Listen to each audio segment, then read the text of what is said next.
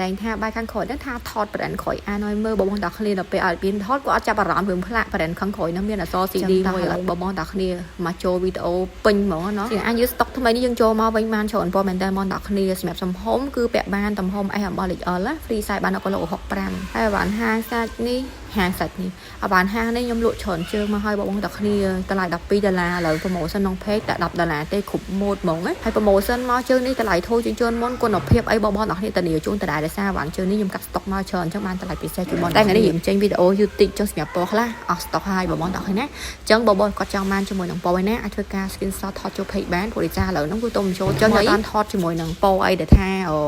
ដាក់ចូលក្នុងរូបមួយឯងអញ្ចឹងបងតាគ្នាឆ្លាញ់មួយណាបងមើលវីដេអូនៅចប់ហ្មងណាខ្ញុំលើកចម្រោះពណ៌ជូនបងតាគ្នាបងអាប់ការ LV Store នេះនៅមាន stock ហើយបងតាគ្នាទំហំវិញពាក់បាន65គីឡូដូចគ្នាហើយយឺតហើយម៉ូតគេថ្មីកន្លែងផ្កាហ្នឹងគឺយើងផុសអសគេហ្នឹងគឺស្អាតមែនតើហ្មងប្លែកមានពណ៌ហើយណាបងតាគ្នាណាពណ៌សហ្នឹងហ្មងចាហើយសម្រាប់បងដែលគាត់ឆ្លាញ់ជាមួយនឹងអាណាបែបតាមខ្មៅសនេះគឺ like ហឹមមែនទៅពីម្លាយទៅម្លាយមកជើងនេះខ្ញុំធានាថាបងទាំងអស់គ្នាដឹងថាគិតមិនទេព្រោះដោយសារអី like មកមួយស្អាតញាក់ហ្មងសាច់ស្អាតរឿងស្អាតហើយមកឡើងកលេចមកបងតាគ្នាពាក់ចេះសាំមែនណាបងតាគ្នាសេរី like ប្រនេះខ្ញុំធានាជួយបងតាគ្នាហ្មងថាទិញហើយដល់រកថែមហើយបងតាគ្នាកុំឲ្យខាតសេវាដឹកជញ្ជូនដាក់បាន order ក្នុង page មកបងតាគ្នាក៏មកម្នាក់មកឲ្យពីឲ្យទុកពាក់ហើយណាមកនេះពាក់ស្អាតតែមិនខានអត់សាំទៀតក្នុង page ក៏មាន post ជាមួយនឹងខោលឬខ្លួនដែរបងតាគ្នាតែដោយសារវីដេអូនេះកុំឲ្យវែងពេកអញ្ចឹងបងគាត់ចាំបានខោអាចចូល page ស៊ូថែមបានអញ្ចឹងសម្រាប់បងដែលគាត់ឃើញជាមួយនឹងម៉ូតដែលខ្ញុំលើកនេះអាចធ្វើការថតបញ្ជាក់ក្នុង page បានណា